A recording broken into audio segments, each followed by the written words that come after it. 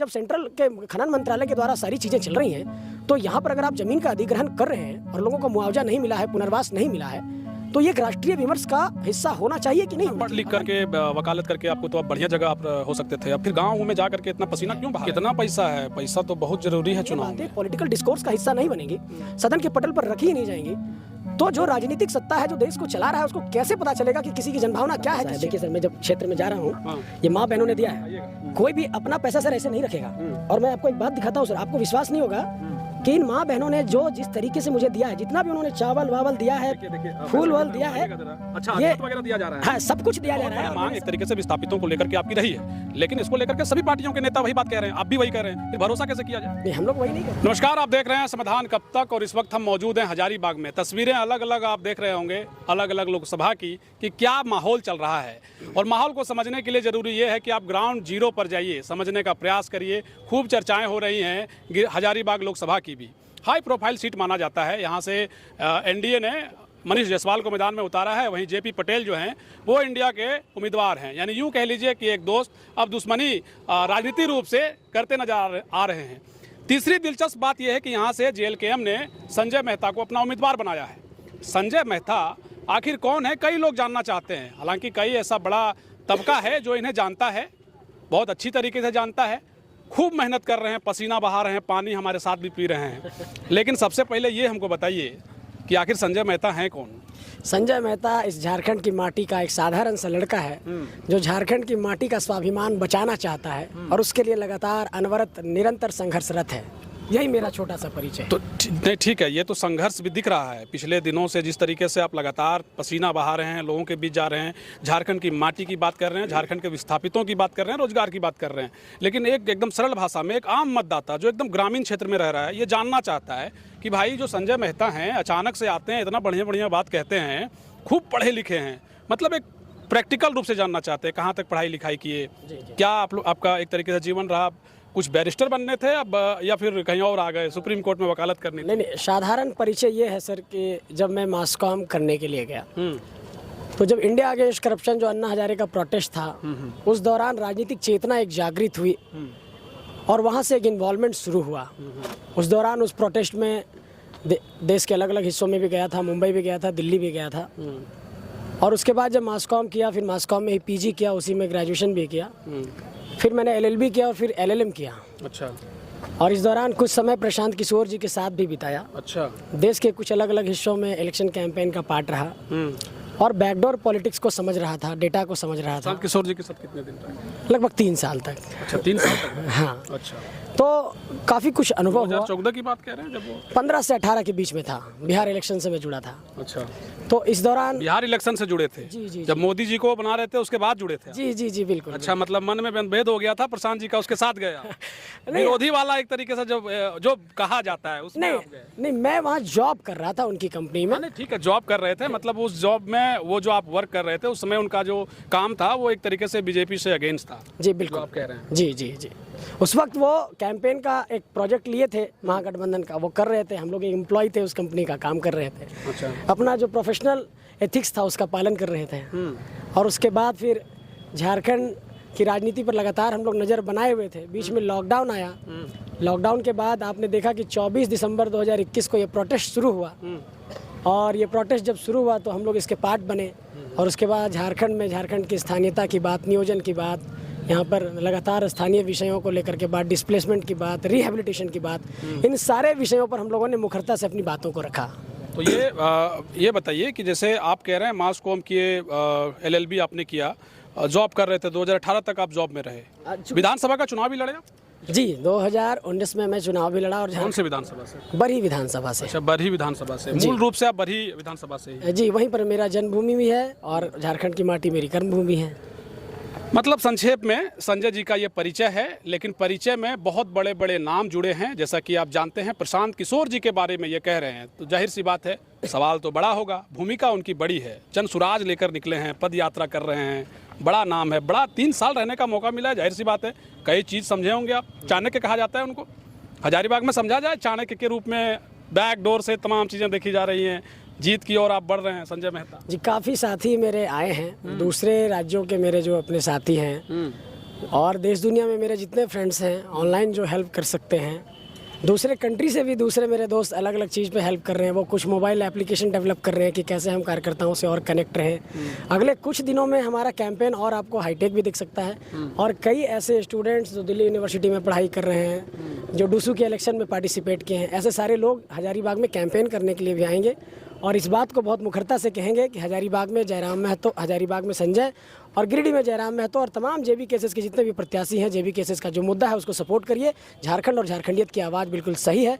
दूसरे राज्यों के लोग भी इस पर हम लोगों का समर्थन देने आ रहे हैं। चलिए, ज़्यादा बात हम उन सब विषयों का नहीं करते हैं। हालांकि ये एक और सवाल इसमें रह जाता है कि भाई प्रशांत जी को सूचना दिए कि भाई आप चुनाव लड़ रहे हैं।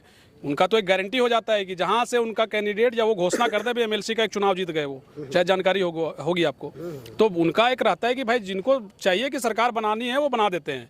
सूचना करवाए आपकी भैया हम लड़ रहे हैं, फलानी पार्टी यहाँ चल रही है। नहीं, उन टीम में के लोगों को पता है, लगातार लोग टच में हैं। अभी जब रास्ते में जब आप इंटरव्यू ले रहे थे उससे थोड़ी देर पहले उसी टीम से एक मेरे सदस्य की बात हो रही थी। अच्छा, तो सबको पता है। उन लोग अंदर अंदर थोड़ा हेल्प भी कर रहे हैं कि संजय को और क्या हेल्प कर सकते हैं, तो जानकारी है लोगों को। इतना पढ़ लिख करके वकालत करके आपको तो अब बढ़िया जगह आप हो सकते थे, अब फिर गाँव में जा करके इतना पसीना क्यों बहा रहे हैं?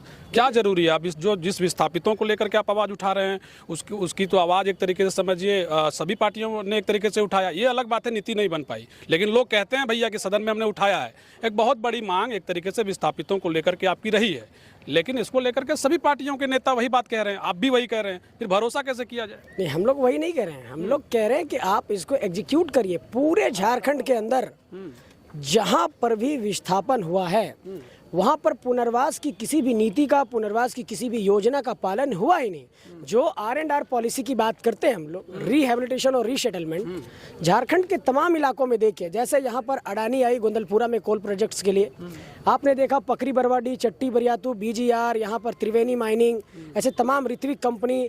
आप जमा यहाँ पर कोडरमा में बांझेडी का प्लांट देखिए, गोड्डा में आप अडानी का पावर प्लांट देखिए, पतरातू में NTPC का पावर प्लांट देखिए, टंडवा में आम्रपाली का प्रोजेक्ट्स देखिए। इन तमाम प्रोजेक्ट्स में जहाँ पर भी लैंड एक्विजिशन हुआ है वहाँ पर रिहेबिलिटेशन और रीसेटलमेंट की पॉलिसी का पालन किया ही नहीं गया और वहाँ के लोगों को विस्थापित करके उनको आज तक मुआवजा नहीं दिया गया है और सारे लोग अभी तक परेशान हैं। और ये इसको कैसे बदलेंगे? देखिए, ये मुद्दा सबसे पहले राष्ट्रीय विमर्श का हिस्सा होना चाहिए था, क्योंकि कोल माइनिंग के जितने भी प्रोजेक्ट्स हैं, जितने भी आपके पावर प्लांट्स हैं और इन जमीनों का जो अधिग्रहण हुआ है, ये एक नेशनल सब्जेक्ट है। कोल माइनिंग स्टेट का विषय नहीं है। तो जब ये स्टेट का विषय नहीं है और जब सेंट्रल के खनन मंत्रालय के द्वारा सारी चीज़ें चल रही हैं, तो यहाँ पर अगर आप ज़मीन का अधिग्रहण कर रहे हैं और लोगों को मुआवजा नहीं मिला है, पुनर्वास नहीं मिला है, तो ये एक राष्ट्रीय विमर्श का हिस्सा होना चाहिए कि नहीं होना चाहिए। अगर ये बातें पॉलिटिकल डिस्कोर्स का हिस्सा नहीं बनेंगी, सदन के पटल पर रखी ही नहीं जाएंगी, तो जो राजनीतिक सत्ता है, जो देश को चला रहा है, उसको कैसे पता चलेगा कि किसी की जनभावना क्या है किस क्षेत्र में? ये जो बात आप कह रहे हैं उसको एक आम ग्रामीण, हो सकता है उसमें जो विस्थापित नहीं हो, जो एक तरीके से प्रभावित ना रहा हो विस्थापितों को लेकर के, वो तमगा कैसे समझेगा, कैसे आपकी बातों पर वो भरोसा कर पाए कि भाई आप जो कह रहे हैं, जो घटनाएं घटी हैं उसको आप कह रहे हैं, एक तरीके से क्रांति ला रहे हैं, बता रहे हैं, लेकिन ये विश्वास कैसे किया जाए भाई कि आप आए हैं तो कर ही दीजिएगा? मैं आपको कल का एक उदाहरण बता रहा हूँ। कल रात 10 बजे मैं चट्टी बरियातू केरेडारी के इलाके में था और वहाँ के लोगों ने कहा कि 10 साल तक हम लोगों ने हजारीबाग में बीजेपी को जिताया और हम लोग बीजेपी के समर्थक हैं। उन लोगों ने ये बात को बाकायदा मेरे सामने एकदम कन्फेस किया, लेकिन उन्होंने कहा कि इस बात को लेकर के हम लोग बहुत दुखित हैं कि हम लोगों का जमीन लिया गया, हम लोगों को विस्थापित किया गया, लेकिन हमारे सांसद ने एक भी सवाल दिल्ली के संसद भवन में हम लोगों को लेकर के नहीं रखा है। तो हम बोले कि किस आधार पर वोट किए थे? तो उन्होंने कहा कि हम लोगों ने जिस तरीके से मंदिर का मुद्दा था उस सब हम लोग से प्रभावित हुए और कर दिए। तो हम बोले कि जब आज आपके विस्थापन और पुनर्वास का मुद्दा आया है, मुआवजा का मुद्दा आया है, तो आपके सांसद महोदय कहाँ हैं? तो बोले कि नहीं, हम लोग को तो देखने भी नहीं आए कभी।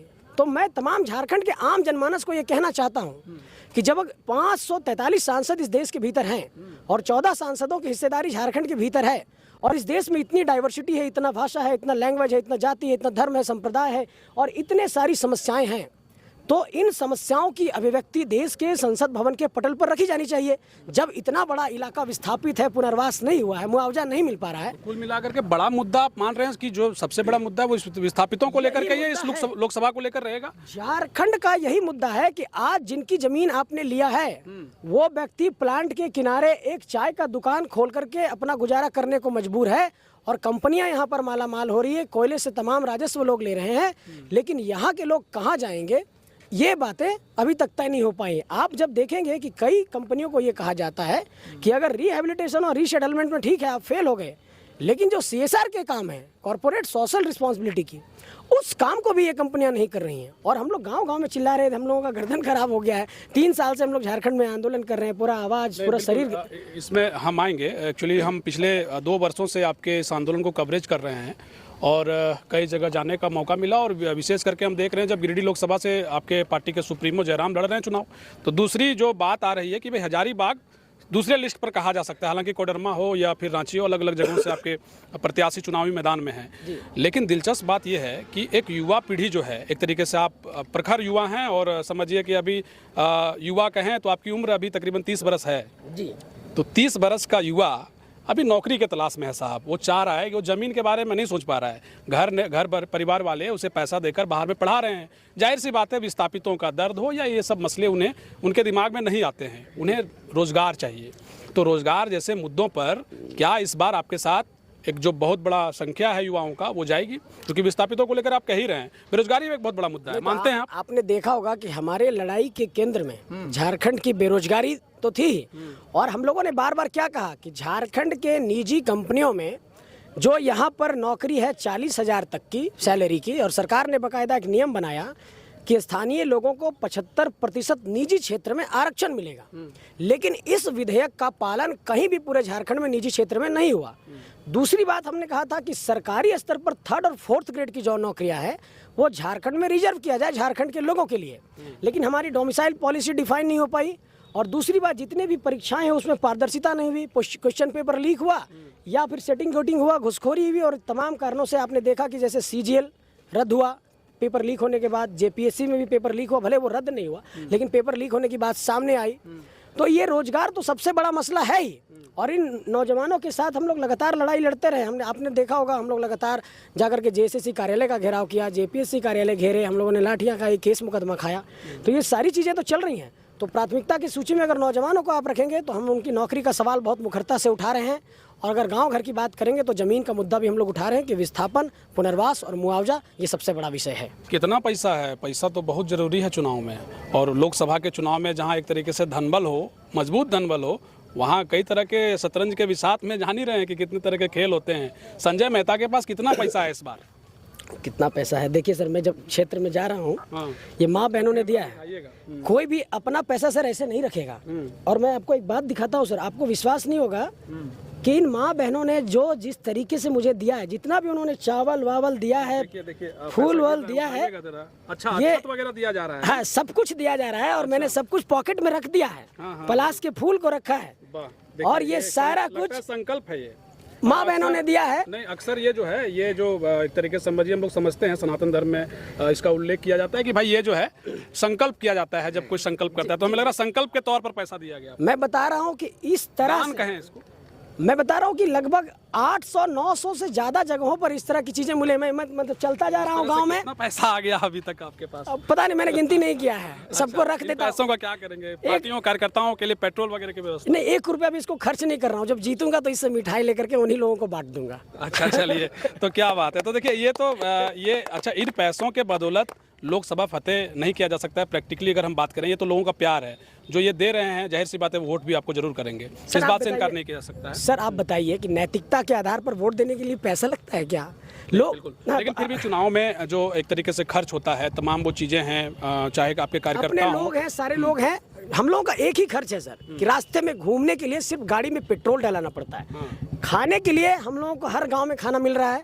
जहां जा रहे हैं हम लोगों के लिए खाना वहां पर गांव की माँ बहन लोग दे रही हैं। लोग ये बात कहे, हम पता की आपके बारे में अपने सूत्रों से, कैसा माहौल है जी संजय जी का? बोला सब तो ठीक है, लेकिन लगता है थोड़ा धन से कमजोर पड़ जा रहे हैं। सही बात बोल रहे हैं, हम लोग धनबल नहीं हम लोगों के पास, लेकिन मैं आपको बता रहा हूँ कि हम लोगों का सिर्फ एक खर्च है फिलहाल, जो गाड़ी में पेट्रोल डालने का। सोने के लिए कोई खर्च नहीं है, कहीं भी रुक रहे हैं। 15 दिन से हम घर नहीं गए हैं। किसी के भी घर में, कार्यकर्ता के घर में कोई भी माँ बहन कहीं भी हमारे वहाँ पर इंतजाम कर दे रही हैं, और खाने के लिए भोजन भी सब माँ बहन लोग दे रही हैं। मतलब चुनाव कैसे लड़ा जाए ये बखूबी आप संजय जी से समझ सकते हैं। जाहिर सी बात है, प्रशांत किशोर जो इतने बड़े समझिए चाणक्य रहे हैं, कई सरकारें उन्होंने बनाई है, तो उनके टीम का अगर हिस्सा आप रहे हैं तो जाहिर सी बात है आपके अंदर भी वही सब चलता है, एक दिमाग अंदर से जो कई लोग नहीं समझ पाते होंगे। लेकिन नहीं ठीक है, ये सब हम समझ सकते हैं। कैमरे पर हो सकता है आप नहीं बताना चाहें, लेकिन एक बात बताइए, जिस तरीके से मनीष जायसवाल सामने हैं, दूसरी तरफ जेपी पटेल सामने हैं, इन चुनौतियों को आप किस तरीके से देखते हैं? आपकी जो एक तरीके से फाइट है वो किससे है?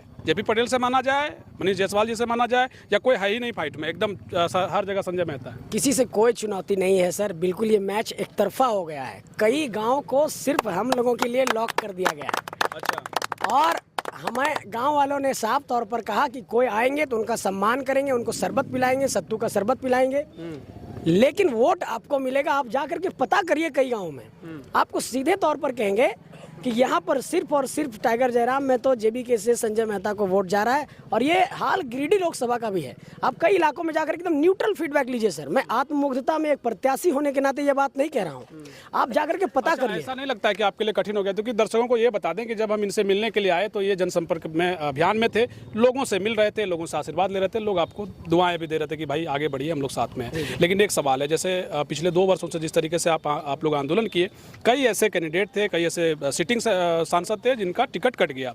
आप लोग क्रेडिट लेते हैं इस बात का कि भाई हमारे आंदोलन का ये नतीजा है कि जयंत सिन्हा जी का टिकट काट दिया गया, चूंकि वो बाहरी थे। मनीष जायसवाल जी को दे दिया गया टिकट।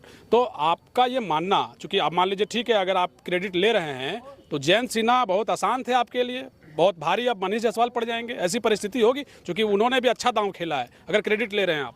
इसमें दूरदृष्टि रखना होगा सर। देखिए, पहली बात तो ये समझिए कि झारखंड के लीडरशिप के स्किल को पिछले 2 डिकेड्स की पॉलिटिकल जर्नी में खत्म किया गया।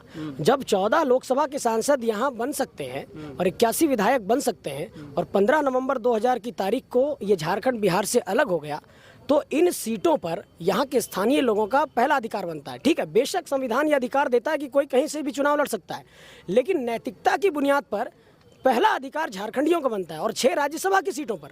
लेकिन आप गौर करिए कि झारखंड बनने के 15 साल तक यहाँ पर राज्यसभा के सांसद झारखंड की माटी से लोग नहीं बने। MJ अकबर, परिमल नाथ वानी, मुख्तार अब्बास नकवी, ऐसे लोग बनते रहे।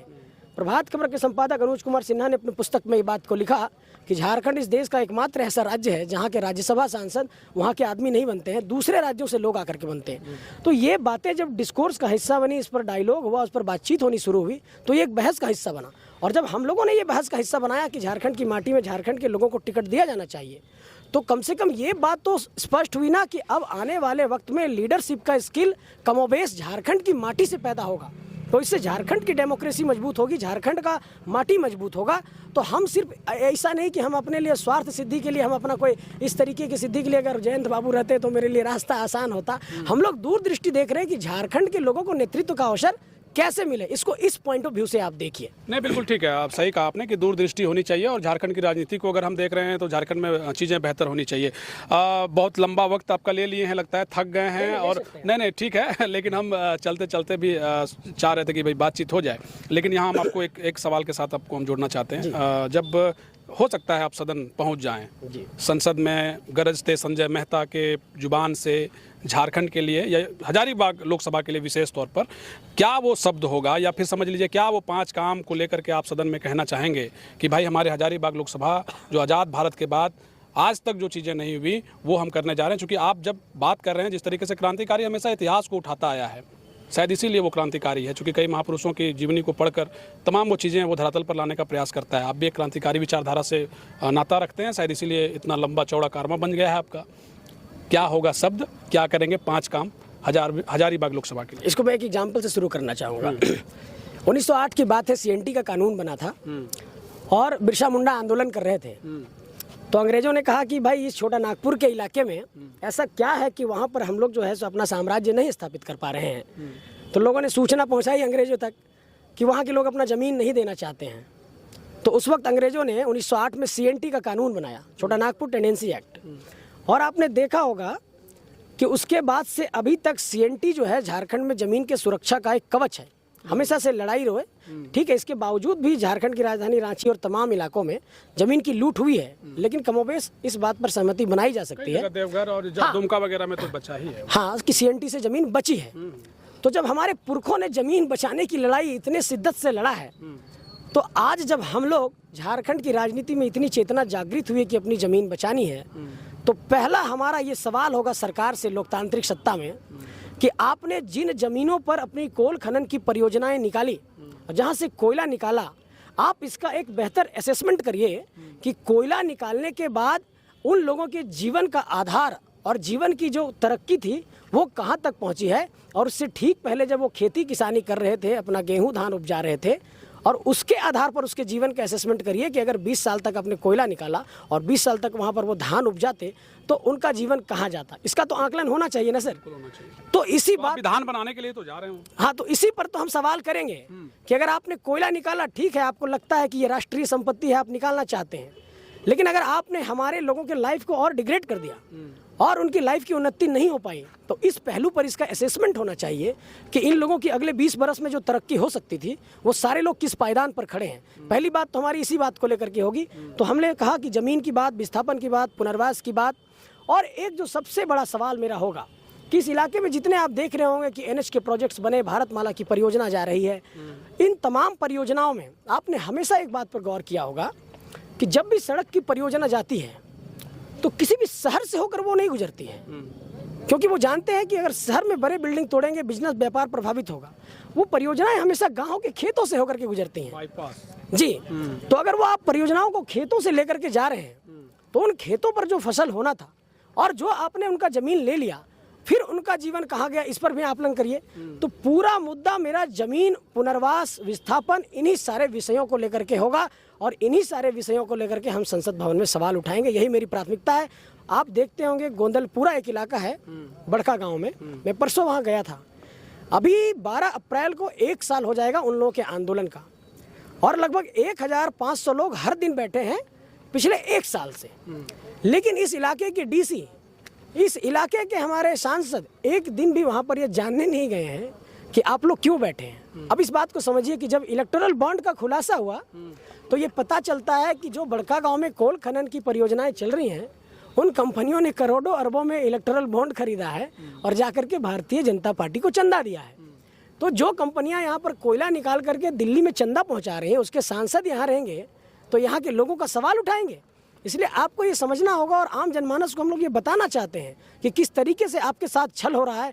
इसलिए दिल्ली के मुद्दे पर, नेशनल एजेंडा पर अब कभी वोट नहीं होगा। झारखंड का एजेंडा क्या है, झारखंड की माटी कैसे बचेगी, झारखंड का जमीन कैसे बचेगा, इस मुद्दे पर अब वोट होगा। यही बताना चाहते हैं लोगों को। जाते जाते एक सवाल कि नेता अभी आप बन गए हैं, अगर आप नेता ना होते, मार्च कॉम आप किए हैं, पत्रकार ही होते हैं, पत्रकार तो आप हैं ही, किसी चैनल में होते, माइक होता आपके हाथों में और फिर हमारी तरह इंटरव्यू कर रहे होते।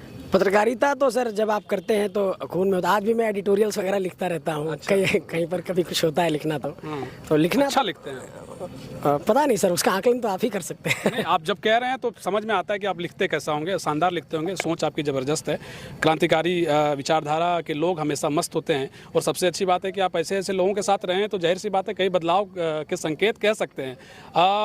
एक सवाल, अंतिम सवाल है, इसको समझिए।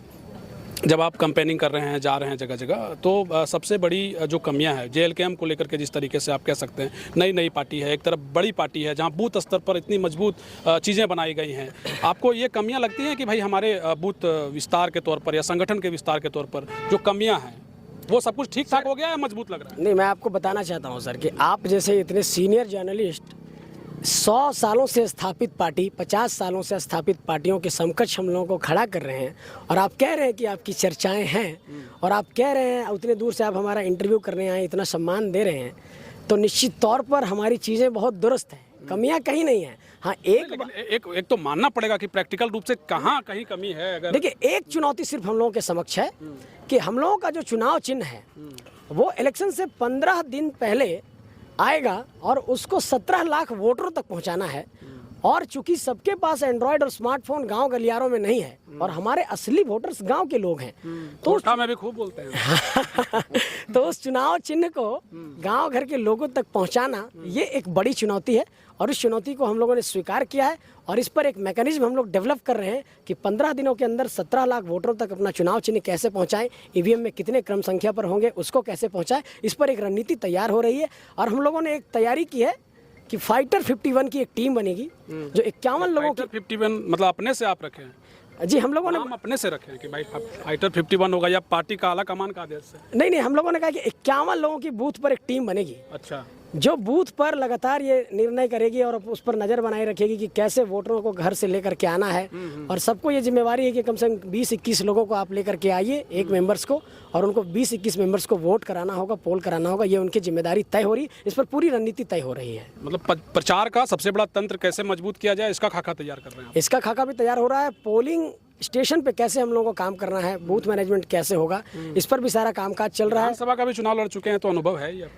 आम आदमी पार्टी से चुनाव लड़े? जी, अनुभव तो। अच्छा, एक सवाल है, आप आम आदमी पार्टी से चुनाव लड़े, ठीक है, होता है, आप लड़े, अच्छी पार्टी माना जाता है, लेकिन ठीक है, कई तरह के आरोप प्रत्यारोप हैं।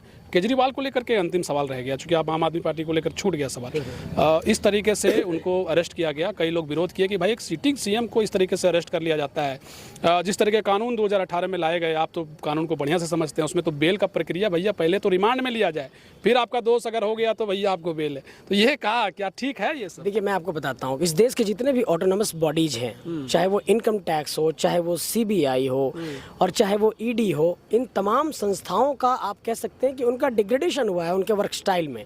वो कहीं ना कहीं सत्ता के तरफ झुक करके काम कर रहे हैं और ये साफ तौर पर परिलक्षित होता है कि जो भी विरोधी दल है सत्ताधारी दल के अगेंस्ट में, और वैसे सभी नेता जो इन्फ्लुएंस कर सकते थे और उनके चुनावी आइडियोलॉजी को, उनके आइडियोलॉजिकल स्टैंड पर ये लोग मुखरता से जाकर के जनता को उनके खिलाफ में मुखर कर सकते थे, वैसे सभी लोगों को इन लोगों ने कमज़ोर करने की कोशिश, जेल में डालने की एक कोशिश की है। और ये भारतीय लोकतंत्र का सबसे दुर्भाग्य है। और ये सबसे दौर जो है, ये जो दौर चल रहा है इस वक्त तानाशाही का, डिक्टेटरशिप का, ये मैं मानता हूँ कि अगर कोई गलत है तो उस पर डिक्टेटरशिप मानते हैं? चल तो रहा है सर।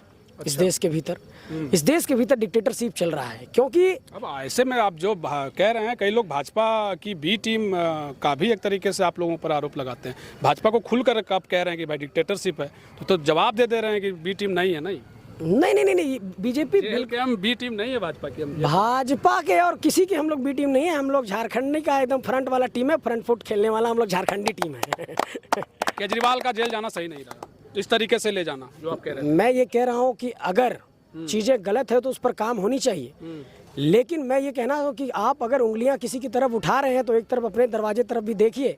बीजेपी में सारे दूध के धुले लोग नहीं हैं, वहाँ भी एक से एक भ्रष्ट लोग बैठे हुए हैं। आज सत्ता की चाबी आपके पास है तो आप संस्थाओं का दुरुपयोग कर रहे हैं। आने वाले वक्त में कब किसी के पास सत्ता आएगी तो आपके साथ भी यही हाल होगा, इस बात को आप मानिए। चलिए, बहुत शुभकामनाएं आपको, बहुत बहुत शुक्रिया आपका। धन्यवाद आपका। हजारीबाग का सांसद कैसा होगा? संजय मेहता जैसा होगा। संजय मेहता जिंदाबाद जिंदाबाद जिंदाबाद। हजारीबाग का सांसद कैसा होगा? संजय मेहता जैसा होगा। देखिए, संजय मेहता जी को आप सुन रहे थे लोकसभा के चुनाव के गहमा गहमी के बीच में ये एक छोटा सा इंटरव्यू। हालांकि मिलते रहेंगे आपसे, मुलाकातें होती रहेंगी, सवालों का फहरिस्त भी रहेगा। हम कहते हैं अंतिम जब हमारा इंटरव्यू खत्म हो जाता है तो यही कहते हैं कि सवालों का फहरिस्त रहने दीजिए, किरदार उसमें जिंदा रहता है, कहानी बाकी रहती है। अच्छा लगता है। संजय जी से मिलकर बहुत अच्छा लगा, आपको कैसा लगा जरूर बताइएगा।